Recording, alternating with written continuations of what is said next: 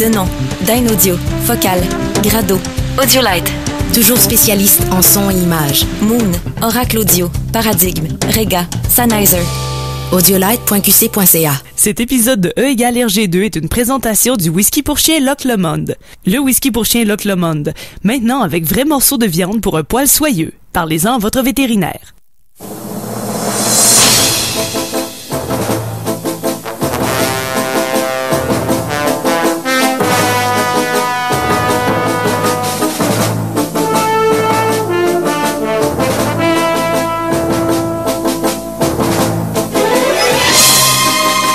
Bonsoir tout le monde, bienvenue sur CKRL 89.1 à l'émission E égale RG2, votre rendez-vous hebdomadaire où on parle de Tintin, parce que bien sûr, qui dit été dit Tintin, évidemment. Mon nom est François Anger, je suis accompagné encore une fois de Olivier Morissette, salut François, Tania Beaumont, allô, et François Jean, salut, qu'on retrouve cette semaine. Oui, heureusement, il a vécu toutes sortes d'aventures, on va vous parler de ça tout à l'heure. On a eu peur. Ouais, on a eu peur de te perdre. Ça a passé proche. Ouais, hein? On s'en reparle. Alors, je vais encore un petit peu vous dire qu'est-ce que c'est l'émission. À chaque semaine, on prend 2 albums de Tintin et on en discute de façon ludique. On essaye de dépoussiérer un peu notre bon ami Tintin, mon Dieu, qui est là depuis 1930, il se fait vieux, mais on trouve quand même toujours des choses à dire. Donc, c'est ça. On fait, je réponds à une question d'ailleurs qui nous a été posée. On fait la chronologie des albums coloriés. Donc, on commence avec Tintin au Congo. On commence pas avec Tintin au pays des Soviets. Tintin au pays des Soviets et l'Alphard, on va les faire à la fin. Étant donné que c'est 2 albums un peu atypiques. Ouais, ils ont jamais été... Tintin au pays des Soviets n'a jamais été refait. Non. C'est encore un album de jeunesse. Donc, nous, on va se concentrer sur les albums coloriés. Et il va y avoir on va alterner... l'étoile mystérieuse, étant donné qu'on veut faire tous les albums qui sont des diptyques ensemble. Donc, on va faire Objectif Lune ensemble avec... on a marché sur la Lune.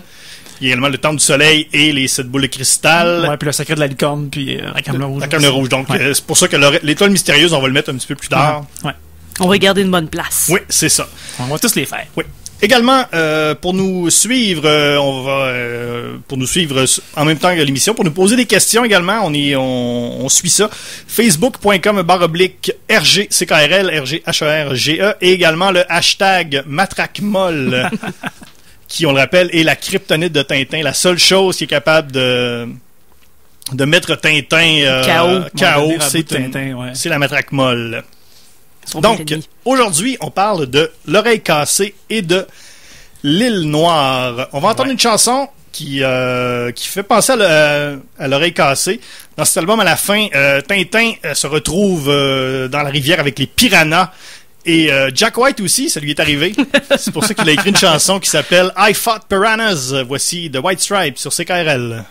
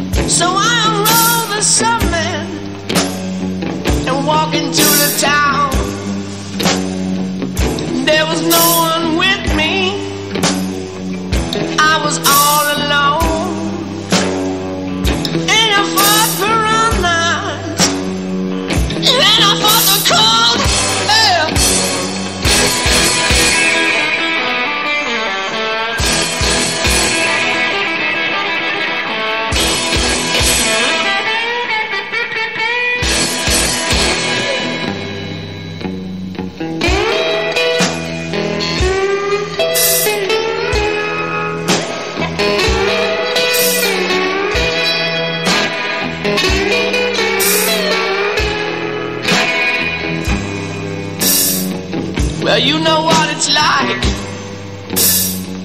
I don't gotta tell you who puts up a fight, walking out of hell now. When you fought piranhas and you fought the cold, and there's nobody with you. Yes, you're all alone. Yeah.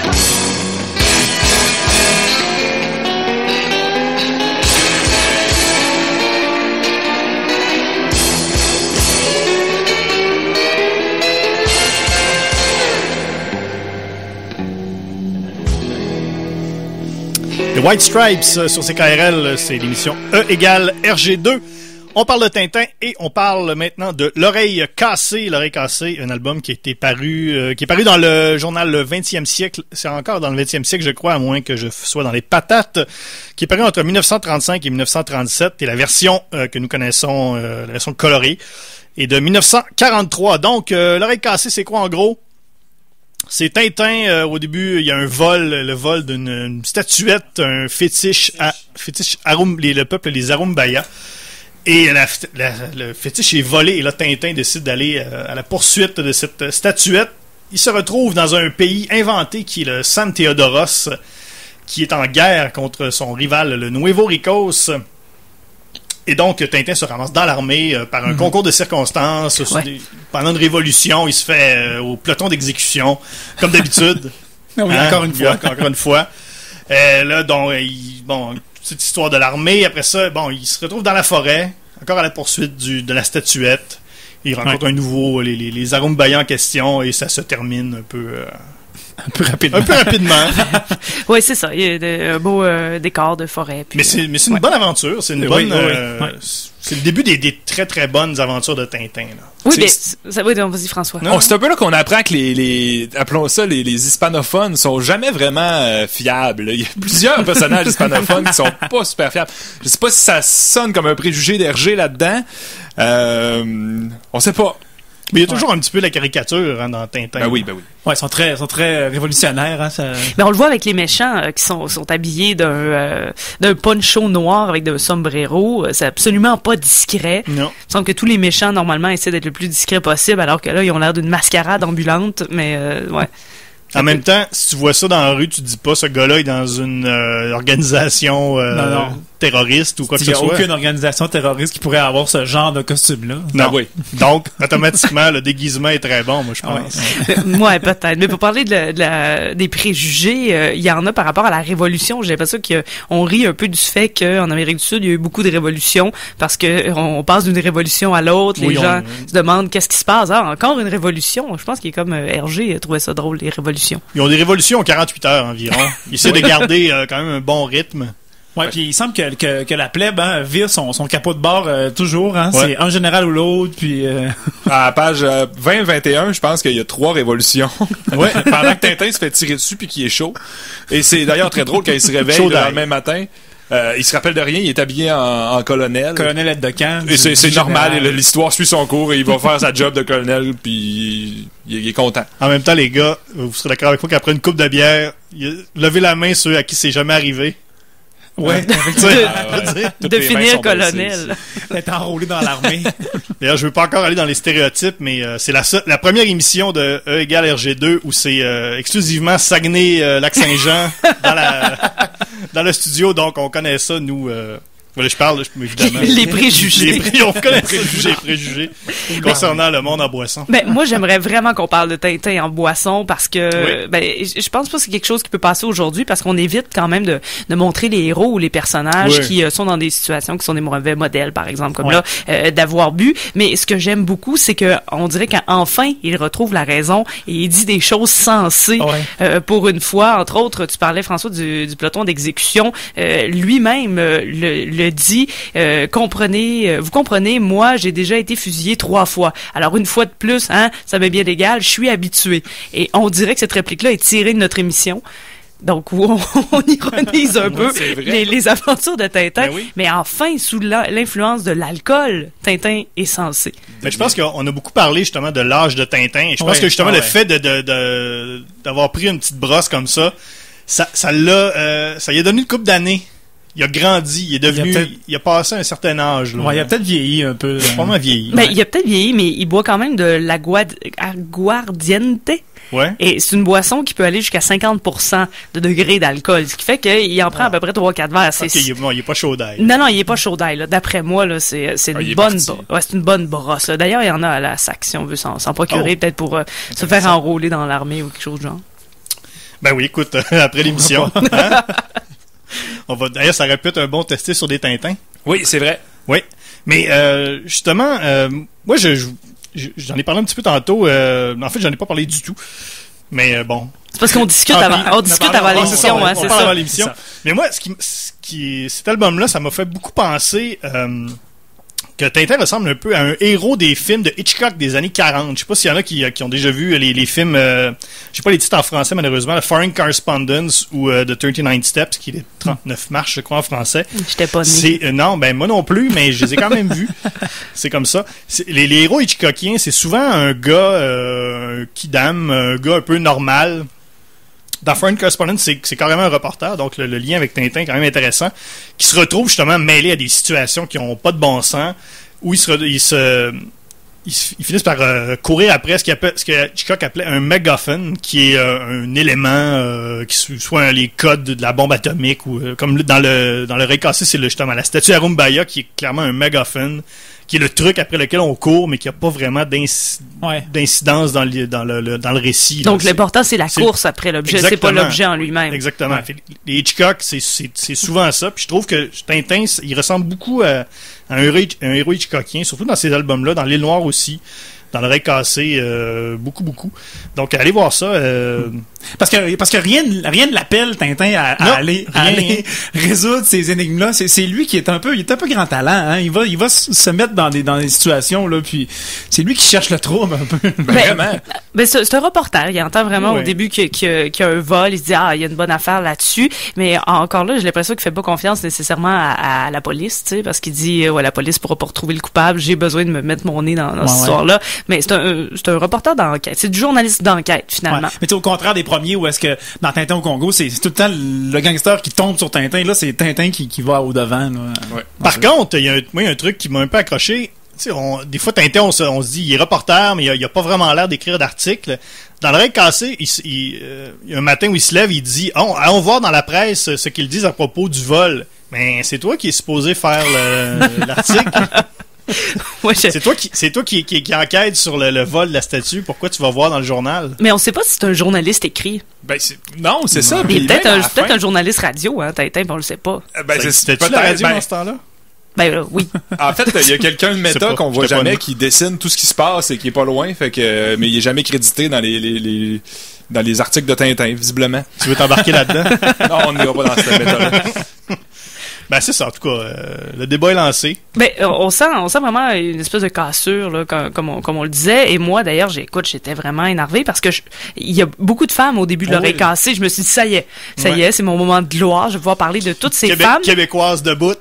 Oui. Non, le soutien-gorge. Puis c'est parce que ça commence au musée, hein. Et là évidemment il y a beaucoup de madames. Là, c'est vraiment des madames. Ils sont habillées avec du linge de musée. Ouais, exactement. Donc il y a beaucoup de madames. Là, j'étais contente, ça se passe bien. Et là, par la suite, il y a la voisine, finalement, du sculpteur qui se fait assassiner. Et elle a de la jasette. Elle parle beaucoup, là, cette madame-là. Elle a pas de nom encore, quand même. Mais c'est un personnage quand même parlant.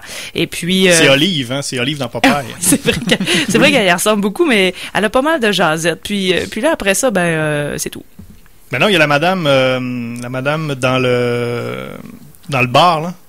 Page d'après, page 6. Il y a une madame dans le bar. Allez chercher vos albums, hein, lisez avec nous. Oui, on c'est lit ça. pas en même temps, là, mais bon. Mais oui, c'est ça. Il y a la femme de quelqu'un, mais sinon les femmes n'ont toujours pas de prénom dans ça. Non, ça. Puis après c'est pas mal. Non plus. Non, c'est ça. Mais je pensais, je suis contente, mais finalement il y a la femme de encore, la voisine de et la madame de. Mais il y a toujours pas quelqu'un qui a son propre rôle féminin, malheureusement. Ouais. Mais quand même, la propriétaire du perroquet est là 2 fois dans deux axes temporels différents. Là. C'est un 3e rôle, ça là. Oui. Mais jusqu'à maintenant, c'est clairement la femme qui a le pris le plus d'espace. dans les personnages féminins de Hergé, mais c'est pas des gros chars, mettons. Non. Ben, écoute, tu me fais réaliser qu'à San Theodoros, il y a aucune femme. Aucune. Dans ce pays-là, il y a aucune femme. C'est un peuple uniquement formé de Mexicains à chapeau. Oui. Et même dans la tribu Arumbaya, il y a une seule femme qui fait le manger.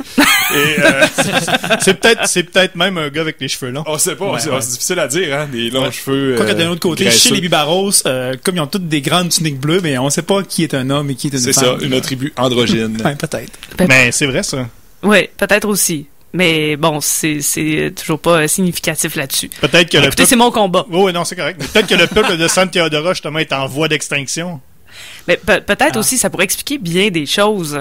Mais voilà. Et moi, je tiens à souligner que, parce qu'on sait pas c'est quelle île, mais c'est une île qui a été colonisée par les Anglais, parce que Tintin conduit à droite. Ouais. Donc, nécessairement, c'est ça. Mais on n'en sait pas plus. Non, Parce évidemment. que ça n'existe pas. Et là, donc, justement, l'épisode du San Theodora, c'est du Nouveau-Écosse, Tintin qui se ramasse dans une révolution, et on fait la connaissance d'un personnage qui va revenir assez souvent, le général Alcazar, qui est un bon vieux crackpot, hein, qui colérique à souhait. Oui. Il fait des choses qui ont aucun bon sens. Il est imprévisible. Il est Imprévisible. imprévisible, cet homme. Ouais. Il tire comment on dit, il tire à bout portant sur Tintin pour le fun. Lors de la partie d'échecs, c'est Ouais, ça? c'est Parce ça. parce que Tintin a le malheur de gagner Ben contre oui. le général Alcazar. Le général Alcazar tire dans le visage de Tintin. En pleine face. Ouais, mais c'était En pleine face, à 30 cm de son visage, ça n'a pas de bon sens. Ouais, mais heureusement, c'était des balles à blanc, donc Tintin s'en sort indemne. Mais c'est des balles à blanc, mais c'est pas des pétards, là. Ça se peut qu'ils sortent des choses quand même de ces fusils. C'est extrêmement dangereux. Moi, je suis Justement, révolté. le général Alcazar s'en fait Il pas n'en a rigueur. il en a rien à cirer.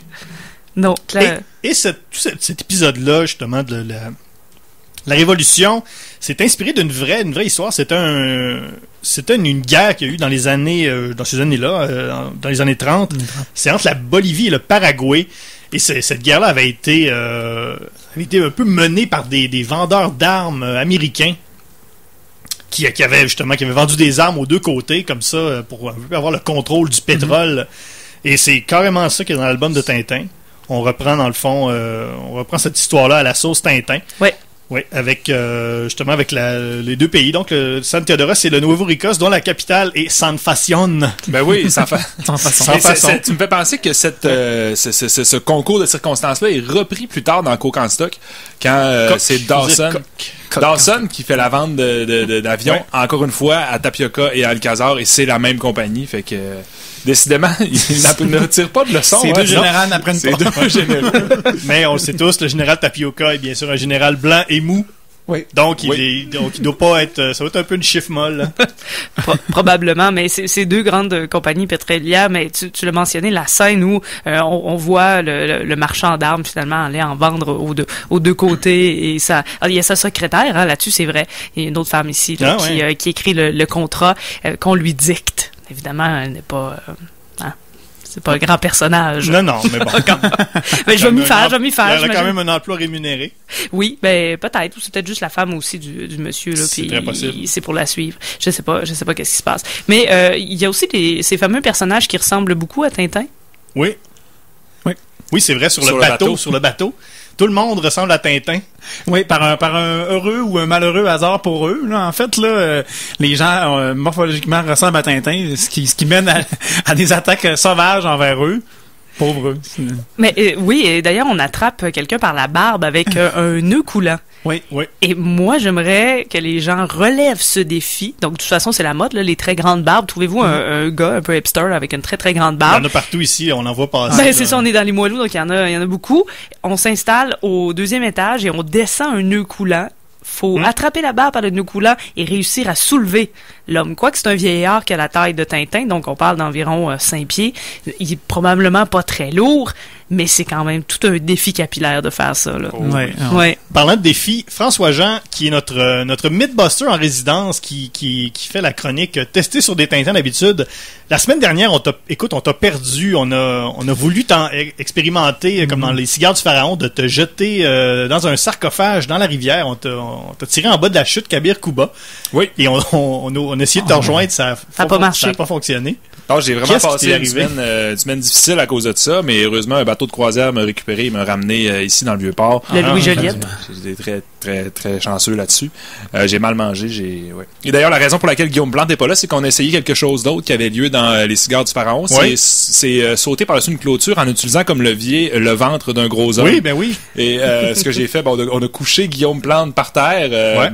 Pas loin, là, ici, là, mon Dieu, ça s'est passé au couvent des Ursulines. Ah, ok, des oui, grosses oui. clôtures. Oh, oui. On l'a couché, moi j'ai grimpé dans un arbre et voulant me propulser sur son ventre, j'ai sauté sur Guillaume, mais je ne suis parvenu qu'à lui perforer la panse avec mes pieds. Ah. Fait que là, en ce moment, c'est lui qui est à l'urgence. C'est le Dieu. Ça va être la semaine prochaine. On lui souhaite prompt rétablissement. prompt rétablissement. Mais comme un vrai soldat, oui, tu t'es dit, c'est pas grave, j'ai une mission à faire dans cette émission.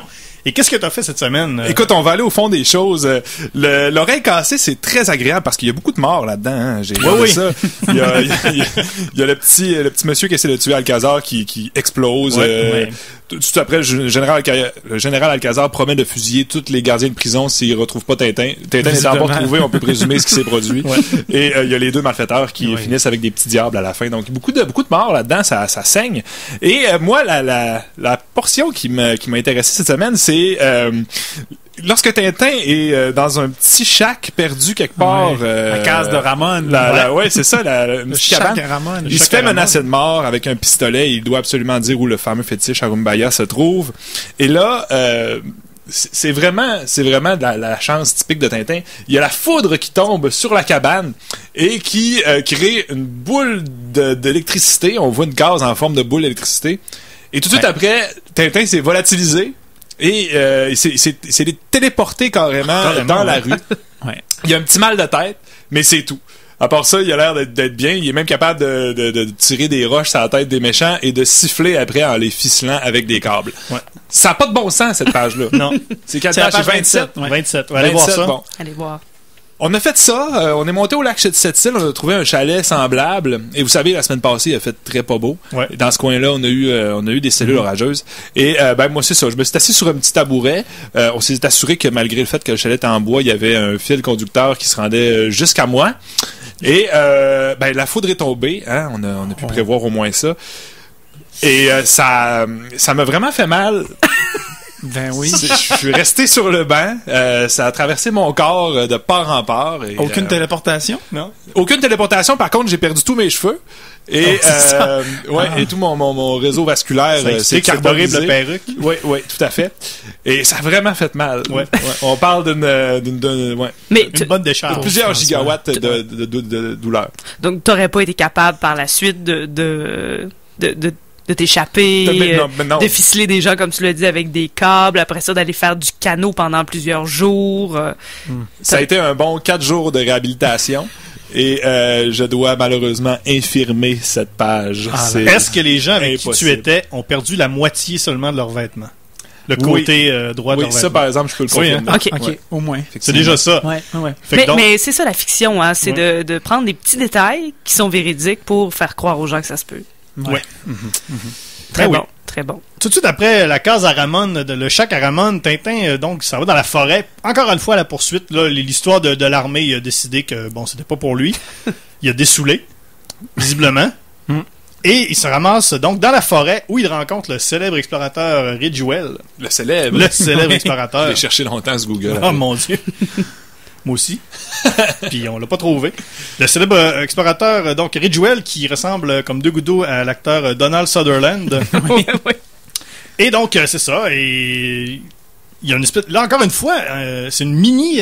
c'est un rappel, si vous voulez, du combat entre le San Theodoros et le Nuevo Ricos, alors que là, il y a les Bibaros et les Arumbaya qui se mènent également, eux aussi, une guerre. Personne qui s'aime dans ce pays de gars-là. Non, c'est ça. Mais c'est peut-être pour ça aussi, tu sais, il y a de la testostérone en masse, là.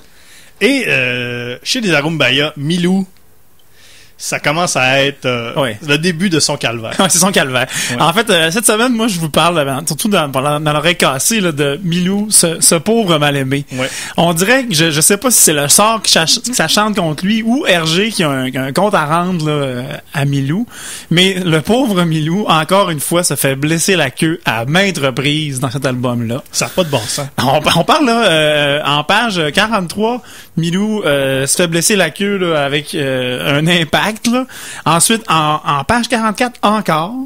En page 49, le fameux explorateur Ridgewell lui lance une fléchette. Oui, lui pine une fleur sur la queue. Dans la queue. Ensuite, Milou est aussi mordu sur la truffe. Ouais. Puis en page 56, mordu encore une fois à la queue par les piranhas. Ouais. Donc, le pauvre Milou a plein de sévices corporels et vous remarquez que c'est souvent la queue. On s'attaque au petit bout de queue que Milou a pour le blesser dans plus profond de son être. Ouais. Ça doit vraiment faire mal. Oui, je pense que là, oui. Milou, à un moment donné, là. On se rappelle qu'il avait été blessé aussi dans les cigares du pharaon, aussi dans Tintin au Congo. Ça n'a pas de bon sens. Toujours à la queue. Mais là, c'est plus que d'habitude. Mais il va y avoir des conséquences. Dans les Noirs, on va en reparler. Il va y avoir vraiment des graves conséquences. Ouais, et ça nous soulève aussi un doute sur l'identité de Milou, mais on en reparle tout à l'heure. Ouais. On va terminer un peu avec l'oreille cassée.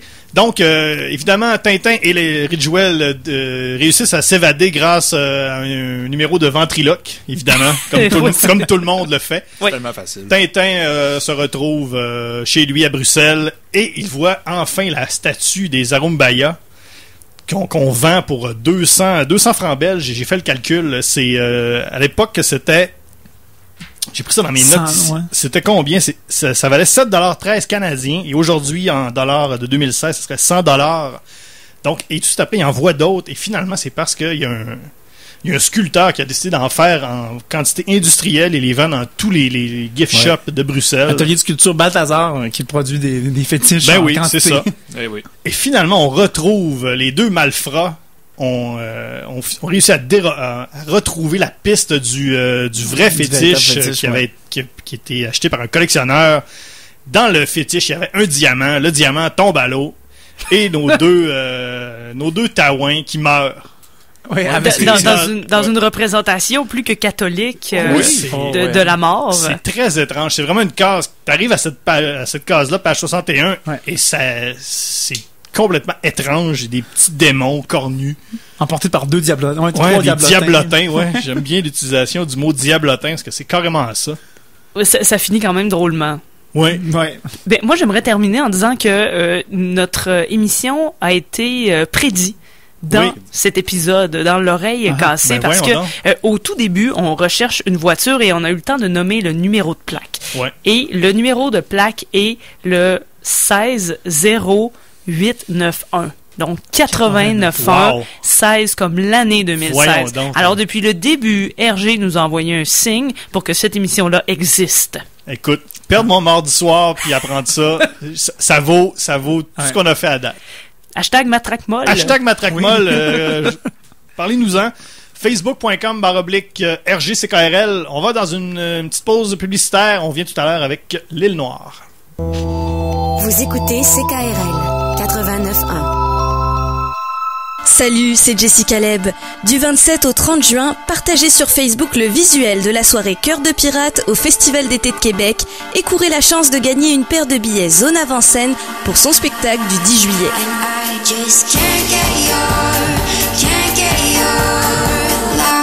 Les participants seront éligibles au tirage final qui aura lieu le 7 juillet en ouverture de l'émission spéciale du Festival d'été de Québec à CKRL. Écoutez et partagez. Vous avez une carte de membre de CKRL? Obtenez 25 $ de rabais sur un massage d'1 heure et plus chez Ma Solution Québec au Centre médical Mayou, 1900 Avenue Mayou. Votre carte au coût de 25 $ est valide pour 1 an à la date d'adhésion. Ne tardez plus, faites-le aujourd'hui sur ckrl.qc.ca. La carte de membre de CKRL, c'est pratico-économique. À ne pas manquer sur la Fabrique culturelle. Alors c'est tellement beau! Sous la caméra du réalisateur Mario Picard, les ghouls sortent du coma, égayent les malades et hantent les pourris. Blackjack chez Maurice, la baraque sur la côte, chacun sa pile de cash. Comment? Tout le talent d'ici, une seule adresse, lafabriqueculturelle.tv. Tous les soirs, du 7 au 17 juillet, le quartier Saint-Roch s'anime au rythme du Festival d'été de Québec. It's time for you to disappear. Éric Truffaz Quartet, Les Deluxe, The Tallest Man on Earth, Saratoga, Sophia Nolin, Anatole et bien plus. So I could stay the tallest man in your eyes, babe. Le rendez-vous idéal pour vivre la musique de près et découvrir des artistes de talent à l'Impérial Belle, au District Saint-Joseph et à l'Anti Bar et Spectacle. La programmation en salle du festival est une invitation de Groupe Voyage Québec. Programmation complète à infofestival.com. Le Festival d'été de Québec est présenté par Bell en collaboration avec Molson Canadian. Avertissement. Cette émission est déconseillée aux personnes âgées de plus de 77 ans. Le jugement des parents est conseillé.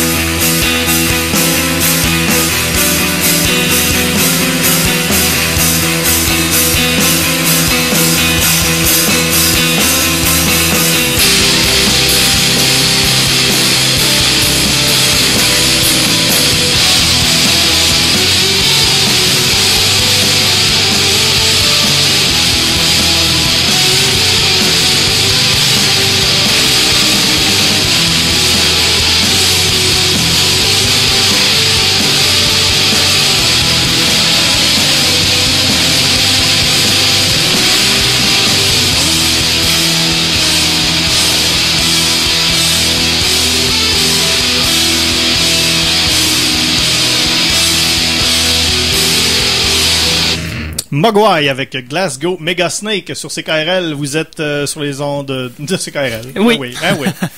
Non, on le dit jamais trop. Hein. Jamais. C'est E égale RG2, on parle de Tintin, on parle de l'île Noire. Pourquoi Mogwai et Glasgow Megasnake? Parce que Mogwai est un groupe écossais et que dans cet album, on s'en va en Écosse. On s'en va près d'Édimbourg, c'est pas Glasgow, mais là, écoute, on se bordera pas là-dessus. Et Megasnake, parce qu'à un moment donné, dans les aventures de Tintin, il y a un serpent. Un très gros serpent. Ouais. Pas dans cet album-là, mais bon. Il y a souvent des serpents. Il y a des serpents. Il y a souvent des animaux. On est allé quand même assez général. Donc, L'île Noire, album paru entre 1937 et 1938, encore une fois, dans le journal Le Petit 20e. Album qui a été refait 3 fois. Il a été publié pour la première fois en 1938 sur la forme d'un album. Il a été refait en 1943, un peu comme tous les albums de Tintin. Sauf que dans les années 60, l'éditeur britannique de Tintin n'avait pas encore traduit L'île Noire. Et ils se sont dit, bon, ben, tant qu'à faire, nous, étant britanniques, nous avons quelques petits points que nous voudrions soumettre à M. Hergé. Donc, il y avait des détails que les Britanniques voulaient corriger. Et donc, ils ont tout refait. Donc, l'album a été redessiné complètement et ça a permis de mettre à jour plein de choses, les moyens de transport. Les avions, les avions, toutes ces choses-là. Les trains qui font pas les mêmes sons, hein, parce que normalement, quand Tintin prend un train, ça fait tout, et ceux de l'île Noire font tut. D'ailleurs, c'est l'accent britannique des trains, ouais. Mais c'est un peu la même chose avec le chien, parce que dans Tintin, dans Milou, il dit ouah ouah en France, et en anglais, c'est wouf wouf. Il fait pas le même son en anglais. Ah. Milou. D'ailleurs, Tintin, mais bon. François, je veux juste revenir, là, juste dire que cet album-là est rutilant, hein, avec trois polissages, là, c'est vraiment un des très beaux albums. Oui, c'est vraiment un très beau album, c'est un des très bons albums, ça, c'est vraiment le fun à lire, là. On sent, le rythme commence à être très, très soutenu. Celui-là, c'est vraiment une enquête policière, c'est vraiment ouais, moins de gags, plus d'histoire. Là. Exactement, ouais, c'est vraiment, si vous avez des enfants à la maison, ou si vous en avez pas, vous avez jamais lu Tintin, L'île Noire, à mon avis, ce serait un des bons albums à lire en premier, je pense. Ouais. Mais tout semble plus cohérent, autant dans l'histoire que il y a peut-être moins de hasard, de hop, par hasard, il y avait ça, hop, et on a réussi à se faire. Et l'aventure se tient, mais même, je pense qu'on va en parler, Tintin a l'air plus vieux. C'est comme plus crédible que cet homme-là. On va arrêter de parler d'enfant, mais cet homme-là se battre, soit capable de battre des hommes, soit ingénieux, soit capable de battre contre un gorille, par exemple, ou peu importe. Ouais, parce qu'on se faisait la réflexion dans les autres épisodes, Tintin se fait toujours traiter de freluquet, qui, pour ceux qui ne le savent pas, est le petit de la freluque. Oui. Et dans cet album-là, je pense qu'il n'y a aucune apparition du mot freluquet. Non, c'est beaucoup plus souvent jeune homme. Là. On parle de jeune homme Tintin. Donc, ce qui nous mène à croire que Tintin aurait peut-être pris une année là, entre L'île Noire et...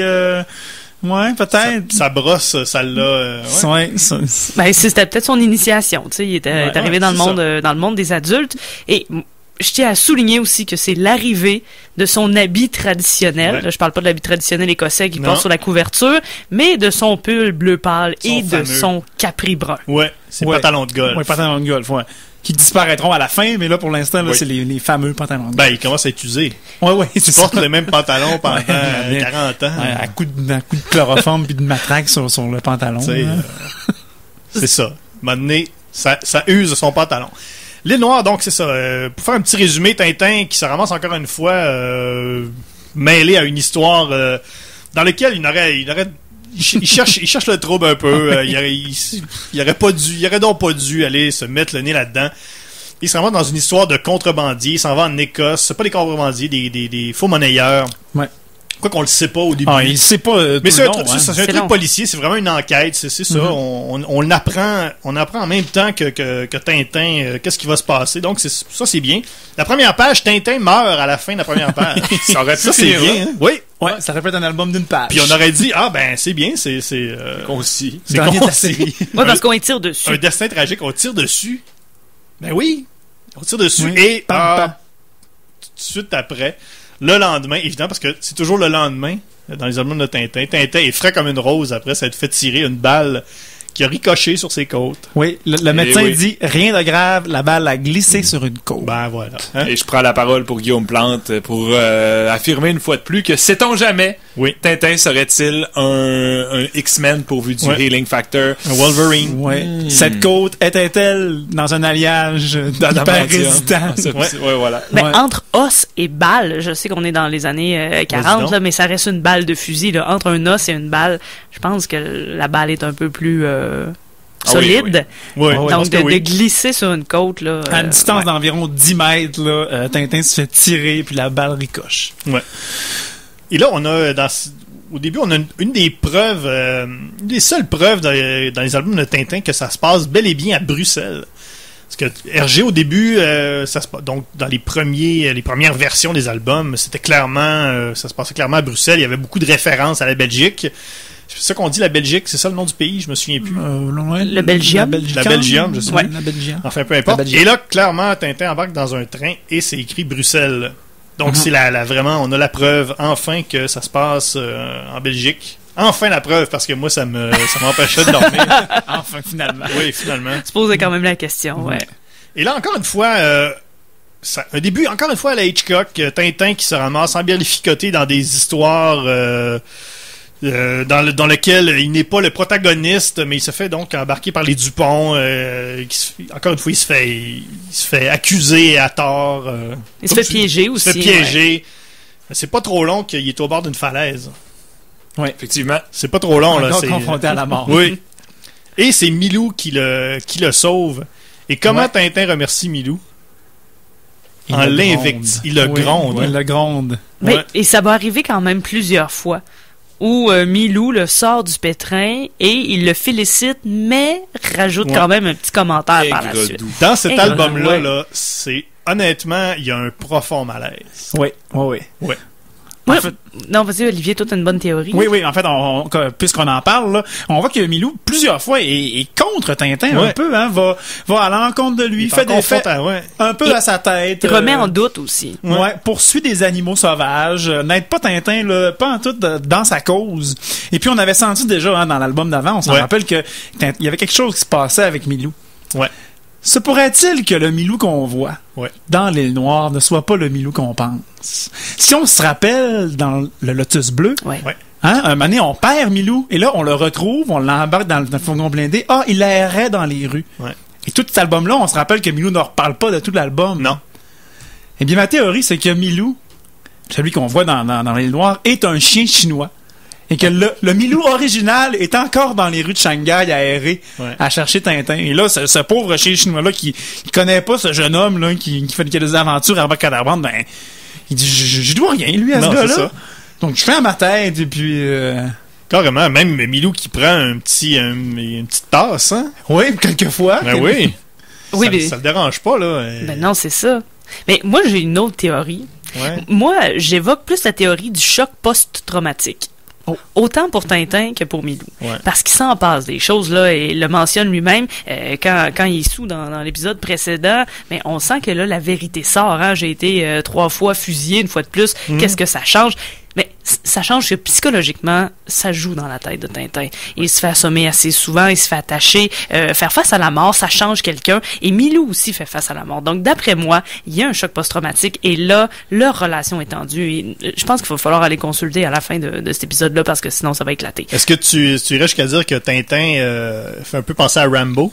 John Rambo qui revient de la guerre du Vietnam et qui a justement... Ben, il a vu des choses. Ouais. Il a vu des choses, puis il a vécu des choses aussi. Ouais. Tintin, Rambo, même combat. Ben oui. Clairement. Vous l'aurez entendu ici pour la première fois. Et pour la dernière aussi. Écoutez, c'est 2 bonnes théories, je pense. Si vous êtes d'accord avec nous, partagez-nous vos commentaires là-dessus. Facebook.com/RGCKRL, HARGECKRL, ou bien sûr, encore une fois, sur #MatraqueMolle. Donc, on vous lit tout au cours de l'émission. Donc voilà, Tintin qui se retrouve encore une fois embellificoté dans une histoire. En fait, il sait pas du tout ce qui se passe. Non, parce qu'il se fait juste menacer de mort jusqu'à ce que il résonne un peu avec l'avion mystérieux qui lance des sacs d'argent. Mais sinon, je pense que les 25 pages avant ça, Tintin a aucune idée pourquoi à chaque page il se fait tirer dessus. Il se ramasse en Angleterre. Il dérange, c'est tout ce qu'il sait. Ouais. Il est là, il dérange, puis il a l'air très content de le faire. il se ramasse en Angleterre, il trouve un message, il se ramasse dans la villa d'un docteur Muller. Un drôle de pistolet, ce docteur Muller, puisque Tintin rentre dans sa maison, il se bat avec le fameux docteur Muller. Et là, d'ailleurs, très bonne scène de bataille. Très bien imagée. On la vit. Oui. Un chapeau à la case, hein, où est-ce qu'il y a une petite, dans la page 16, là, où est-ce qu'on voit juste des têtes et des bras. C'est une belle bagarre. Mais c'est une bonne bagarre qui dure plusieurs pages. Et là, évidemment, le feu prend. Parce que forcément, c'est toujours comme ça que ça se termine. Et Tintin est enfermé dans une pièce avec son bon ami le chloroforme. Oui. Qui trône au-dessus la dive bouteille. Ben, où serreriez-vous votre chloroforme, si vous en avez? Avec la main dans la pharmacie ou sur le dessus de la bibliothèque? Ça dépend. Ça dépend des gens. Ça dépend des gens, ouais. Dans le bon vitré, ça serait très bien. Là. Ouais. Là, en tout cas, si c'est une belle bouteille de chloroforme, ils en font des belles. Là. On l'expose. Allez voir dans les pharmacies, il y en a des belles tout en sculptées. Là. C'est super beau. Mais c'est ça, donc, il se ramasse avec son ami le chloroforme et la maison brûle. Et évidemment, les pompiers, qui sont des espèces de taouins, arrivent parce qu'ils trouvent pas la clé de la caserne. La clé de la caserne. C'est l'incendie à Rio. Et là, le docteur, oui, carrément. Et le docteur Muller, sa maison brûle et il fait tout pour pas que les pompiers l'éteignent. Ouais, il veut que Tintin brûle, mais en même temps, il se balance un peu de sa maison. Ouais, sauf que sa maison a brûlé. Et là, quelques pages après, il dit « Ah, mon Dieu, j'ai plus d'argent. » Donc, sa maison est pas assurée. En plus. La maison qui a brûlé est pas assurée. Là, il attend, il n'y a plus de cash. Il est tout nu dans la rue. C'est un drôle de maître criminel, je trouve. Ouais. Ouais, effectivement. Il n'y a pas de porte de sortie, là. Non. Il a mal. Mais il devait compter sur les faux billets. Mais il a mal pensé à son affaire. Il a mal géré, ouais. Tu sais, je veux dire, des faux billets, tu fais quoi? Tu fais peut-être une couple de mois, tu sais. T'en imprimes d'autres. Non, mais les assurances, c'est une maison comme ça, là. C'est une grosse maison, là. Ouais, pièces capitonnées. Bout de chloroforme partout. Je veux dire, en tout cas. Oui, j'avoue. Pauvre docteur Muller. Ben oui. Mais pauvre docteur, en même temps. Bon, il l'aura bien cherché, hein. Il l'aura bien cherché. Parce que, mais quand même, il réussit malgré tout à s'enfuir. Oui. Oui, il réussit à s'enfuir. Pendant qu'on sauve Tintin. Et à simuler sa mort. Oui.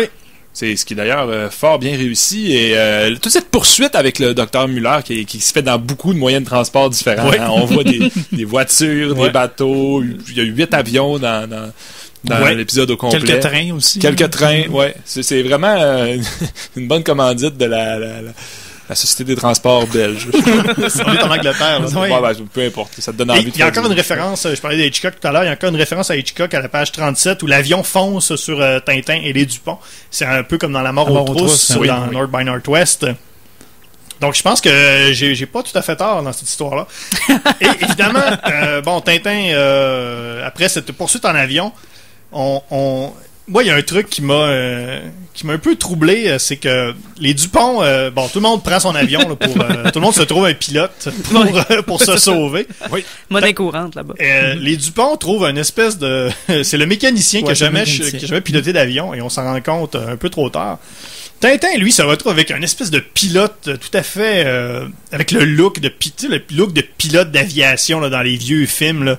Avec les espèces de cheveux lisses, la petite moustache, là, le côte avec le mouton. Ouais, c'est ça. Un vrai pilote. Et le gars, c'est un pilote d'avion en Angleterre et il est pas capable de piloter un avion dans le brouillard. Ça doit être monnaie courante. Là-bas, si tu sais pas piloter dans le brouillard, je pense que tu as choisi un mauvais emploi. Et là, il atterrit. Et là, il y a un petit muret, un minuscule muret. Et là, ce pilote, visiblement, qui a eu sa licence de pilote à cause de sa petite moustache, qui crache son avion. Oui. Avec Tintin qui n'était pas attaché à l'intérieur. Qui survit en tombant dans des piquets. Qui tombe dans les ronces. Puis pilote d'ailleurs qui lui sort indemne de l'accident tandis que Tintin a son linge complètement déchiré. Mais c'est qu'il est tombé dans les ronces. Ah ouais, c'est ça. Ouais, le pilote, lui. Il est tombé à la bonne place, hein, dans le gazon. Ouais. Il était correct. Il n'y avait pas de coussin gonflable. Il n'est même pas tombé, il est resté dans son cockpit. Ouais. Et pendant ce temps-là, eux, les Dupont... Mais oui, ils sont dans les airs. Sont dans les airs. Oui, là, c'est là que... Pendant tout le reste de l'aventure. L'observation d'Olivier de tantôt entre en ligne de compte. C'est fascinant Oui. Lorsque vous prendrez l'album puis vous regarderez, là, vous ferez le décompte des jours qui passent. Là. On a fait le calcul tantôt hors d'onde. Là. Il se passe 3 jours pendant que les Dupont sont en avion avec le fameux mécanicien. Ouais. Qui sait pas piloter. Il sait pas piloter. Et il passe 3 jours dans les airs. Ouais, jusqu'à avant d'arriver au concours d'aviation, là, où est-ce qu'on les revoit là, plus tard. Là. Moi, je pense que quand tu pilotes un avion pendant 3 jours non-stop et que t'en as jamais fait, je pense que t'as de la licence après. Là. Ils ont pas le choix de te donner ton brevet. T'as fait tes heures de vol. T'as fait tes heures, oui. 72 heures de vol, c'est... Mais d'après moi, c'est le même avion que dans les cigares du Pharaon, parce que si vous vous rappelez, l'avion partait du Caire et atterrissait aux Indes. Ouais. C'était environ 4-5 000 kilomètres et c'était vraiment un tout petit avion. C'est un peu le même genre. Donc, je pense que ça peut ressembler à ça aussi, le genre d'avion qui peut tourner sur place pendant 4 jours sans problème. Et remporter un prix, évidemment, de concours d'aéronautique aérobique. Ouais. Donc, ben oui. Et là, Tintin, il sait toujours pas ce qui se passe. Il se ramasse chez ce monsieur qui lui dit prenez des vêtements. Et évidemment, il prend... C'est pas n'importe quel vêtement, c'est un kit classique que ce monsieur a toujours à portée de main si jamais il y a quelqu'un qui a besoin de vêtements sur la route. Et Tintin donc s'accoutre de ce magnifique kit écossais. En Écosse. Et là, il se promène dans l'Écosse, il sait pas trop ce qui se passe. Il décide de faire plusieurs jours de marche. Et il cherche, donc c'est ça, il cherche... L'île Noire. Il cherche l'île Noire. Oui, il veut se rendre à l'île Noire. L'endroit où les... Il s'en va à qui est le titre de l'album. Mm-hmm. Et on n'a pas... on n'est pas revenu sur l'épisode du poulet, par exemple. Ben oui, parce que je trouve qu'on s'éloigne. On n'a pas parlé du poulet. Ouais, Tania. Écoute, parce qu'il y a encore une fois, il y a quelques personnages féminins. Là, quand même une bonne profession ici, une infirmière. On la voit dès le début. Il y a la femme du chef pompier, Monsieur Henry, aussi qui sauve carrément les pompiers parce que il avait encore échangé sa clé. Donc, elle y apporte presque à la caserne pendant l'épisode de Sacha Distel, l'incendie à Rio. Elle y apporte la bonne clé. Et il y a aussi cette fameuse dame qui, dans le train, a probablement commandé, je sais pas, mais un poulet. Et on lui sert un poulet, on lui pose la question, voulez-vous qu'on le découpe?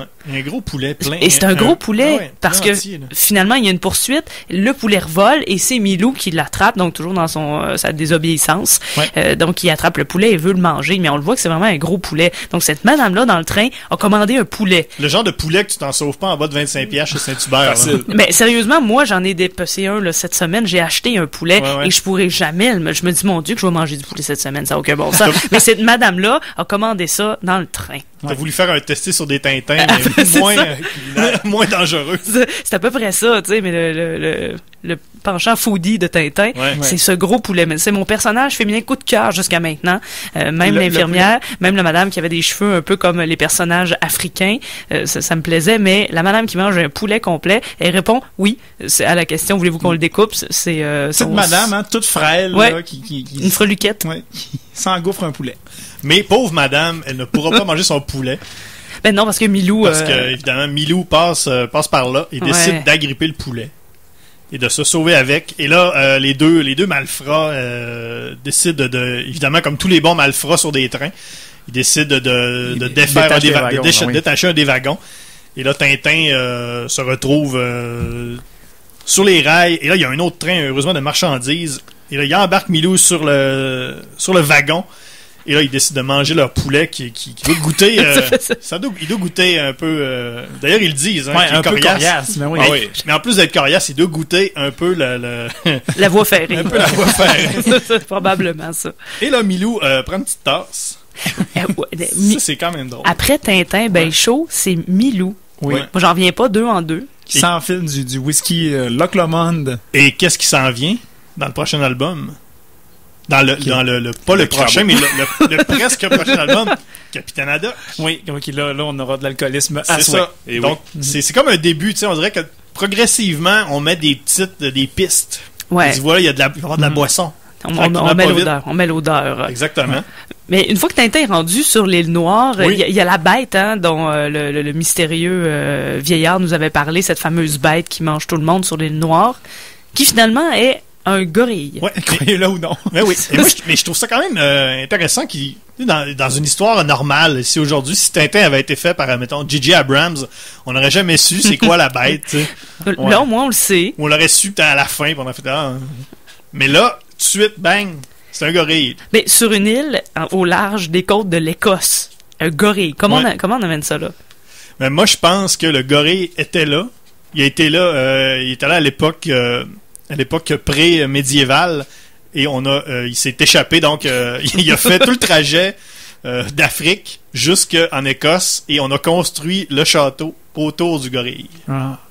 Donc, ce serait le château de Ranko le gorille. Oui, le château de Ranko le gorille.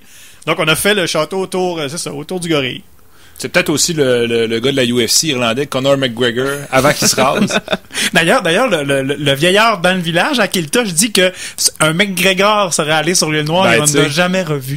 C'est sûr que c'est lui. Il a juste fait pousser son haut de poil de chest pas mal. Et il y a un des policiers, on l'apprend à la fin, qui est McGregor. Donc, Ewan McGregor, évidemment. Qui est écossais, évidemment. Oui. Ses débuts, là. C'est ses débuts dans... Ça s'appelle tout de même. Ouais. C'est évident. Et donc, finalement, c'est ça. Tintin qui rencontre le gorille et on apprend finalement que les malfrats, toute cette bande de malfrats, le docteur Muller et ses complices, étaient des faux monnayeurs, soucieux du bon travail puisqu'ils prennent bien soin de noter que le filigrane est bien placé. Et finalement, Tintin, avec encore une fois des très bonnes scènes de bataille, une bonne fusillade, une vraie bonne fusillade. Et Tintin vient à bout. Des criminels. Mais tout ça sans savoir si, parce qu'il porte le kilt. Oui. Moi, je me demande s'il y a quand même un soutien à l'intérieur. Est-ce que tu peux te battre avec autant d'agilité sans bobette? C'est peut-être aussi son pouvoir, mais je me pose vraiment la question, parce que Manny, il revole, puis il a vraiment les pattes dans les airs. Ouais. Donc, il y a peut-être un malaise, mais ça peut aussi avoir intimidé ses... quand il me donne une savate là, à l'homme en verre. Ouais. C'est ça.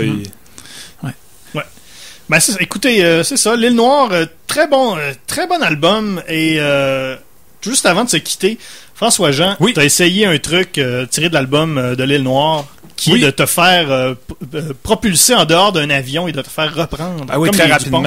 Effectivement, cette semaine, question d'être fidèle à la chronique, testée sur des Tintins, je suis allé à Valcartier et en échange de 2 laissez-passer pour le village vacances, on a accepté de me mettre dans un avion de chasse et cet avion est monté à 25 000 pieds, a amorcé un looping et à l'apex du looping, je me suis démis de mon siège et j'ai volontairement tombé dans le but de me faire rattraper par l'avion. Ouais. Mais vous savez, c'est pas très bien passé. Non. Parce que les lois de la physique veulent qu'on tombe à 9,8 mètres par seconde carrée et c'est pas ça qui s'est produit dans le cas de l'avion. Donc je suis tombé, mais heureusement la piscine à vagues a amorti. Ah ben oui. Ok, donc c'est pour ça que t'as pas l'air quand même si mal en point. Là. Ah, c'est pas si pire que ça. Ben écoute, tout est bien qui finit bien, comme le dirait le professeur Tournesol.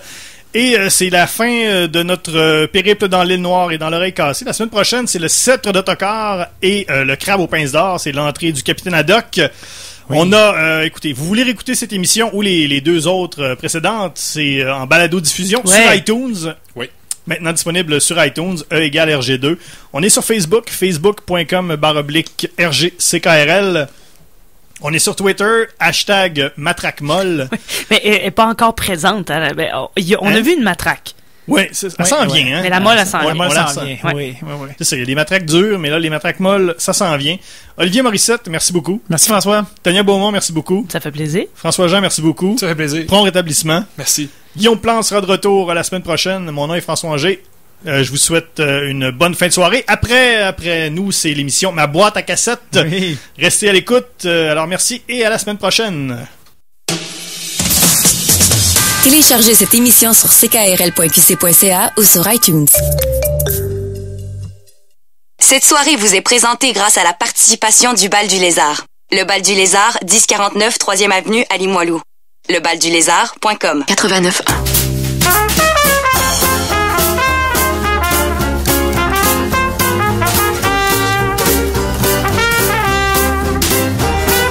CKRL Québec.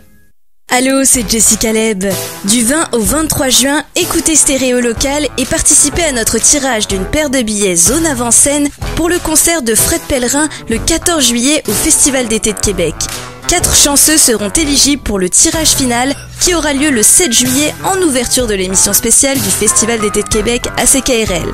Écoutez et participez. Maximum d'amour, un minimum d'effort. So. Say to me, please say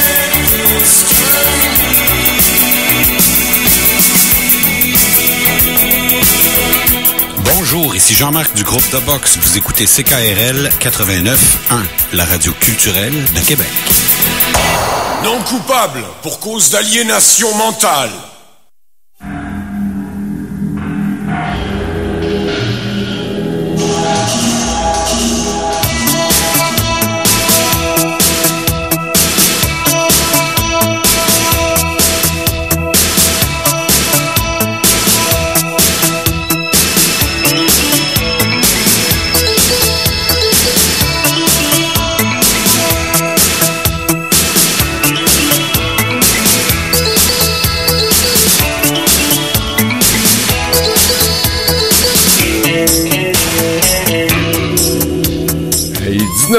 Bon mardi soir à vous, mon nom est Jean-Philippe Deschênes, bienvenue dans l'univers fantastique de ma boîte à cassettes. Fraîchement revenu du 33e festival de la chanson de Tadoussac et gonflé à bloc, préparez-vous à 90 minutes de musique et de bonheur intense. Oh que oui, mes amis. Ok, on part ça du côté de l'année 1994 avec le sympathique Gilderoy. Vous me voyez venir gros comme un ballon de plage, hein? Une autre chambre d'hôtel, un petit country rock, tiens, pour ouvrir, c'était boîte à cassette du 14 juin. Et bon plaisir à vous sur les ondes magiques du 89.1 à Québec.